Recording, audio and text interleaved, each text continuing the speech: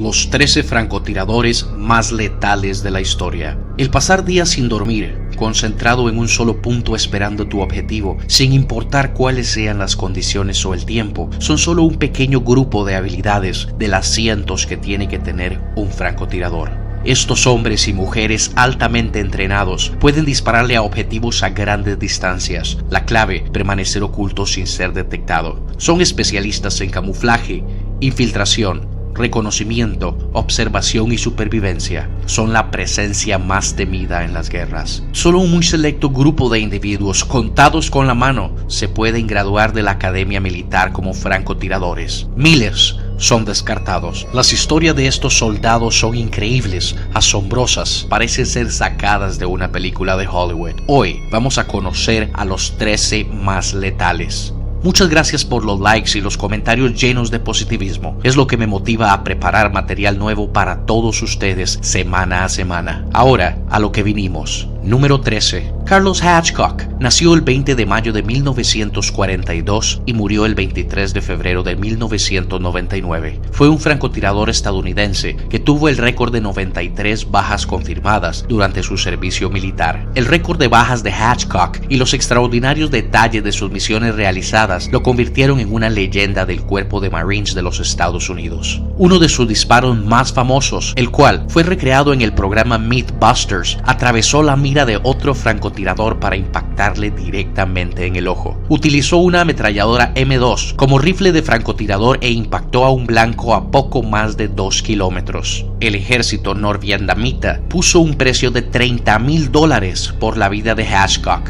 dado la cantidad de bajas que este último había causado. Las recompensas puestas por la eliminación de francotiradores estadounidenses iban típicamente desde $2,000 a $8,000. La recompensa puesta por la vida de Hatchcock fue un récord. Sin embargo, Hatchcock mató a cada francotirador vietnamita que lo buscó. Su fama como francotirador y dedicación a los disparos de larga distancia lo convirtieron en un importante elaborador del programa de entrenamiento de francotiradores del Cuerpo de Marines de los Estados Unidos. En su honor, el fusil de francotirador M25 SWS fue nombrado White Feather o pluma blanca, como lo conocían durante la guerra de Vietnam. Hatchcock alguna vez dijo que sobrevivió a su trabajo por su habilidad de meterse en una burbuja, un estado de total, completa y absoluta concentración. Primero con su equipo, luego con su entorno, donde cada brisa y cada hoja significaban algo, y finalmente con su objetivo. Después de la guerra, un amigo le mostró un pasaje escrito por Ernest Hemingway que decía: definitivamente no hay cacería como la cacería de un hombre, y aquellos que han cazado hombres armados lo suficiente y les ha gustado, nunca les importó nada después. Hatchcock copió las palabras de Hemingway en un pedazo de papel. Él tiene razón, dijo Hatchcock, era la cacería, no el asesinato. Hatchcock dijo en un libro escrito sobre su carrera como francotirador: me gusta disparar y amo cazar, pero nunca disfruté matando a alguien. Es mi trabajo. Si no detenía a esos bastardos, entonces ellos hubieran matado a un montón de esos chicos vestidos de Marines. Número 12. Chuck Mawhinney nació en 1949 en Oregon. Sirvió en el Cuerpo de Marines de Estados Unidos como francotirador durante la guerra de Vietnam. Tiene el récord de más muertes de un francotirador del US Marine Corps, después de haber registrado 103 muertes confirmadas y 216 muertes probables en 16 meses de acción. Cuando dejó los Marines, muy pocos sabían de sus hazañas. Hasta 20 años después, un libro nos detallaría sus increíbles logros. Chuck salió del anonimato para dar charlas en escuelas de francotiradores de todo el país. Una vez dijo que el cazar a otro hombre era la máxima experiencia. El cazar a alguien que te está cazando a ti era lo más emocionante que jamás había experimentado. No me hablen de cazar leones y elefantes. Ellos no se defienden, no tienen un rifle y municiones para volarte la cabeza a distancia. Número 11. Yuba, el francotirador de Bagdad. El francotirador de Bagdad, Yuba, cuenta con un historial de 143 bajas estadounidenses que dio a conocer en videos difundidos en internet y en DVD. En uno de estos videos, Yuba se adjudica la muerte de 37 soldados estadounidenses con un fusil de francotirador Dragunov. Yuba fue capturado en el 2006, cuando ya se había convertido en una leyenda entre los iraquíes, que admiraban sus videos. Así lo aseguraron las fuerzas de seguridad iraquíes iraquíes, quienes presentaron a la prensa a un prisionero sin parte de una pierna y con ojos vendados como el hombre que había atemorizado a los soldados estadounidenses en Irak. Los captores de Yuba nunca dieron detalles sobre dónde lo encontraron ni de cómo lo detuvieron. Tampoco revelaron su verdadero nombre. Número 10.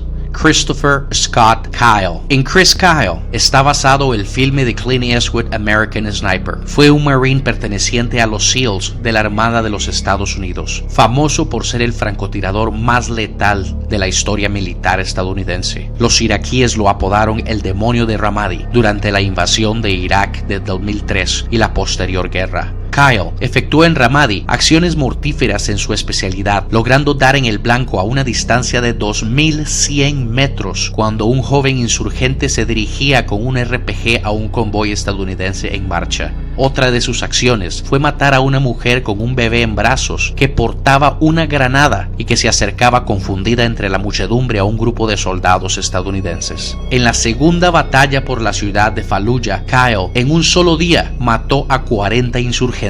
Los iraquíes pusieron un precio por su cabeza con una recompensa de $180,000. Fue además herido 2 veces por disparos de otros francotiradores y sobrevivió a 6 atentados con explosivos disimulados mientras se trasladaba en vehículos de la Marina. Kyle, por sus actos, ganó 2 estrellas de plata y 5 estrellas de bronce. El Pentágono confirmó 160 muertes atribuidas a Kyle, aunque él en su libro informó de un número mayor a 255. Permaneció 10 años en los SEAL. Hasta el 2009 se retiró para poder salvar su matrimonio con su esposa Taya, con quien tenía 2 hijos. Fue entrevistado numerosas veces y siempre defendió su labor en Irak con la premisa de que por cada víctima de un insurgente iraquí salvaba vidas estadounidenses y que no consideraba a sus víctimas como personas. Dijo: la primera vez ni siquiera estaba seguro de que pudiese hacerlo, pero yo no estaba allí mirando a esas personas como personas, no me preguntaba si tenían familia, solo estaba tratando de mantener a mi gente a salvo. Murió a tiros junto con otra persona identificada como Chad Littlefield, de 35 años, el 2 de febrero del 2013 en la localidad de Glen Rose, informó el Departamento de Policía de Texas. La dependencia indicó que un hombre identificado como Eddie Roth, de 25 años, se encuentra bajo custodia de la policía como sospechoso de las muertes. Texas declaró que el 2 de febrero sea el día oficial del francotirador por Chris Kyle. Número 9. Anatoly Chejov.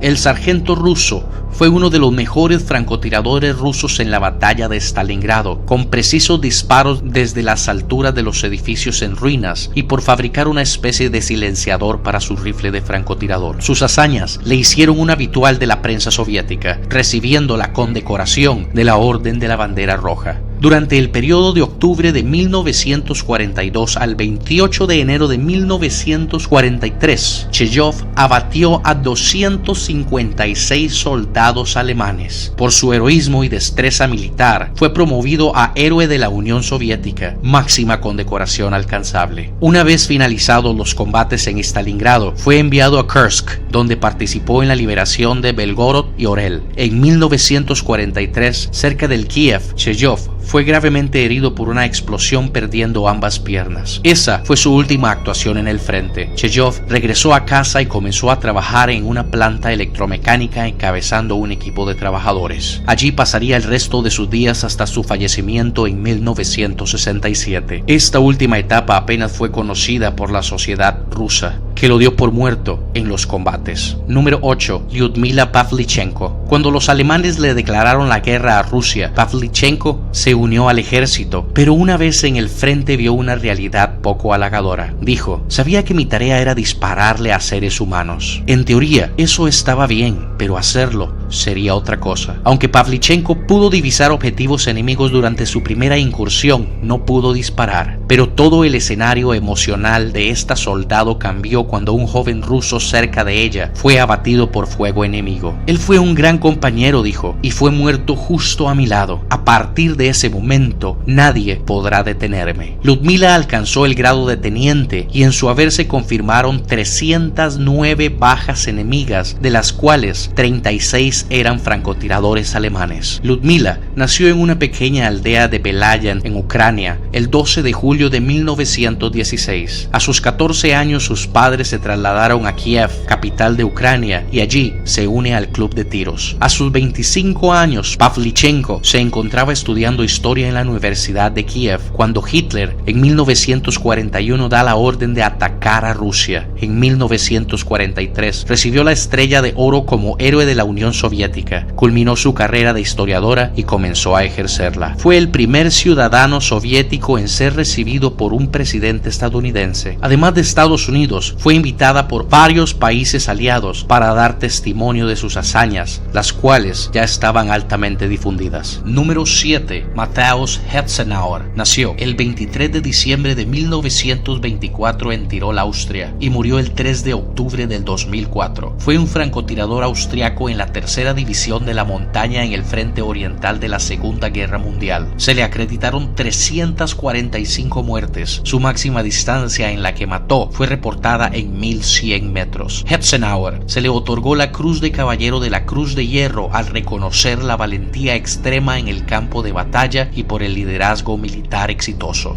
Número 6. Viktor Medvedev nació el 12 de abril de 1922. Víctor fue reclutado por el Ejército Rojo y sirvió como marinero en la Flota del Pacífico en la nave de Kalinin. En 1942, Víctor y sus marineros fueron enviados al frente como infantería del Ejército Rojo. Durante la batalla de otoño de 1942, Víctor era solo un fusilero antitanque. Más tarde, se convirtió en francotirador cuando comenzó la batalla de Stalingrado, donde mató a 232 soldados y oficiales enemigos. Fue galardonado con la Orden de la Bandera Roja. En Stalingrado, Medvedev casi fue capturado por los alemanes, lo golpearon con un rifle en la cabeza y lo iban arrastrando cuando Vasil Zatziev y sus hombres alcanzaron y mataron a los alemanes. En 1945, Víctor fue enviado de vuelta a la Flota del Pacífico y tomó parte en la guerra contra el Japón imperialista. Víctor fue galardonado con la Estrella de Oro, héroe de la Unión Soviética, y en su carrera lograría anotarse 362 muertes confirmadas, incluyendo 55 oficiales y 35 francotiradores. Después de la guerra, Víctor se convirtió en jefe de bomberos. Falleció en 1968. Número 5. Francis Pegamagabo. Fue un soldado de Ojibwa, grupo de nativos canadienses que peleó junto a las fuerzas canadienses durante la Primera Guerra Mundial en las batallas de Montesorel, Passchendaele en Bélgica y Escarpe en Francia, confirmando como francotirador 378 muertes. La labor de este soldado fue más allá de su pericia como tirador. No era usual que un francotirador le asignaran la encomienda de llevar mensajes bajo un incesante fuego enemigo o dirigir una acción crucial cuando un oficial superior resultara incapacitado o ir en busca de municiones bajo condiciones de alto riesgo. Todas estas acciones, aparte de su misión como francotirador, fueron cumplidas eficientemente por Pegamagabo. Una revista canadiense publicó que Pegamagabo empleó en la guerra las habilidades que éste aprendió en su niñez, pero el historiador Tim Cook tuvo otra versión sobre la historia de este temible guerrero. Al igual que otros nativos canadienses, ellos entendieron que por sus sacrificios les darían más derechos dentro de la sociedad.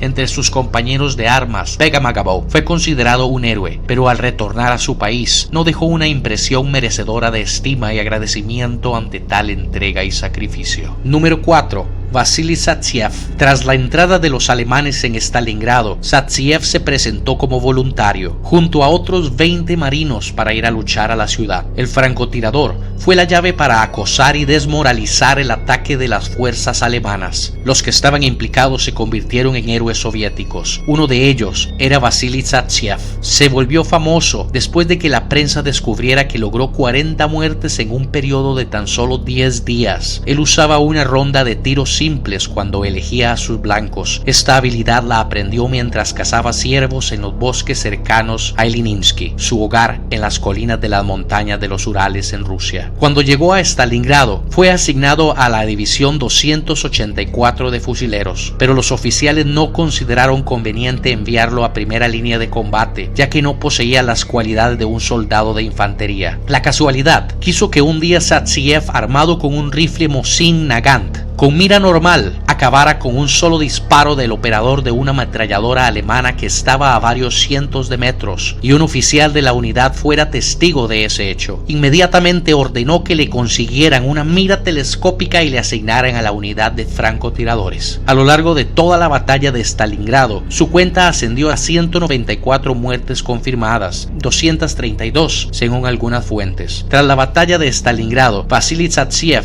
continuó en el frente como francotirador hasta el final de la misma, consiguiendo la cifra de 400 muertes, una de las mayores de la Unión Soviética. Recibió 2 veces la Orden de Lenin y fue nombrado Héroe de la Unión Soviética. Tras la guerra, siguió en el ejército como instructor de francotiradores. De hecho, en la Guerra Fría participó en muchos estudios y análisis sobre el uso de los francotiradores en la guerra moderna, y es en parte responsable del apoyo que el ejército soviético siempre dio a esas unidades. En 1971 se publicó un libro con su biografía o notas de un francotirador. Número 3. Heinz Torvald, alias el Mayor König. Heinz Torvald es el nombre de un supuesto oficial alemán con graduación de mayor y director de la escuela de francotiradores de la SS en Sösen. Se dice que fue asignado por el propio SS Reichsführer Heinrich Himmler para matar al francotirador soviético Vasily Savtsev, quien había causado más de 150 bajas entre las filas alemanas, la mayor parte de ellas de oficiales de alto rango. Se dice que el mayor Torvald adoptó el seudónimo de Erwin König con el objetivo de evitar ser utilizado por la propaganda soviética si caía en combate. Según la propaganda soviética, el supuesto mayor König cayó en acto de combate contra Savtsev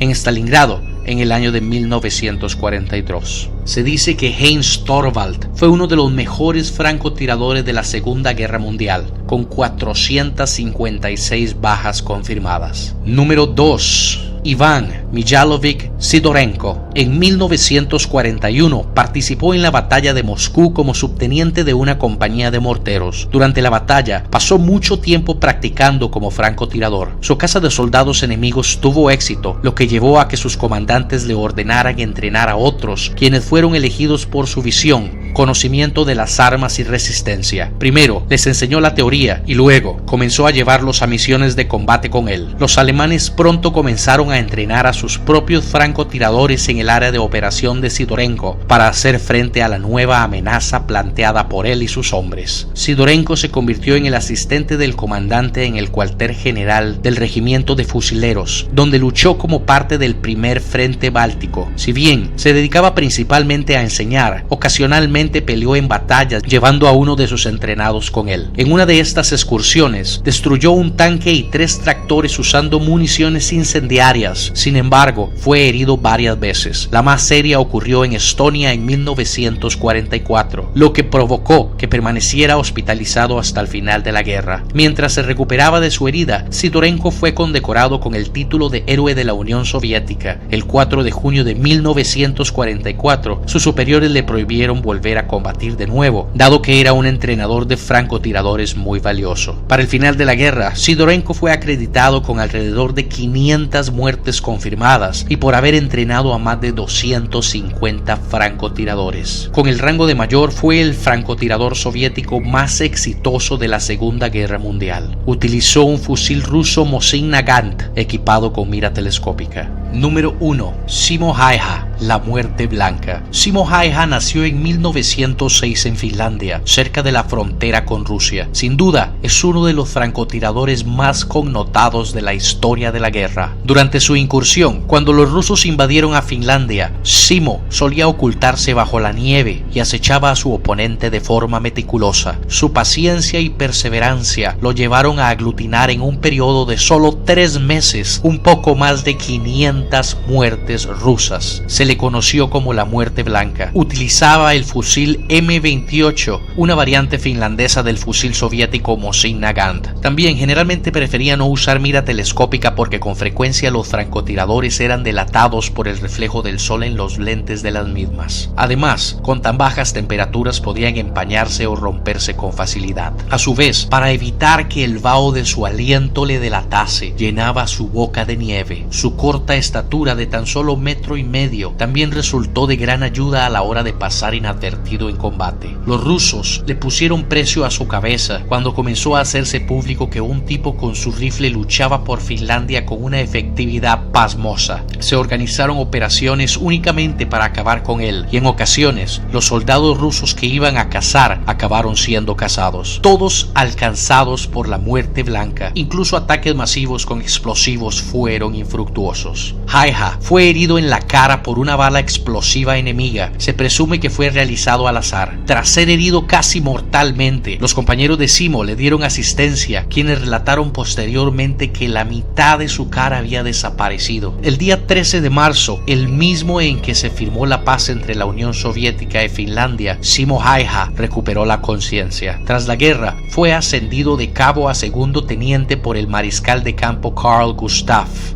Ni antes que él, ni posteriormente, ningún soldado había obtenido un ascenso en circunstancias tan dramáticas en la historia militar de Finlandia. Además de sus bajas con el fusil, Haija también tiene acreditado haber matado a otros 200 soldados con el subfusil finlandés Suomi KP-31. Hay algunos nombres de francotiradores que omití, pues, aunque tenían cifras de muertes más altas, después de investigarlos un poco, parecen ser solo héroes ficticios que el gobierno creó para motivar a sus tropas y a sus ciudadanos. Si tienes algún favorito, déjamelo saber en los comentarios. Si les gustó el video, ayúdame con un like, sígueme en Facebook y Twitter para conocer con anterioridad los temas a tocar en mis videos. Solo busca la palabra Pablo González. Buenos días, buenas tardes o buenas noches, donde quiera que estés. Y como siempre, hasta la próxima.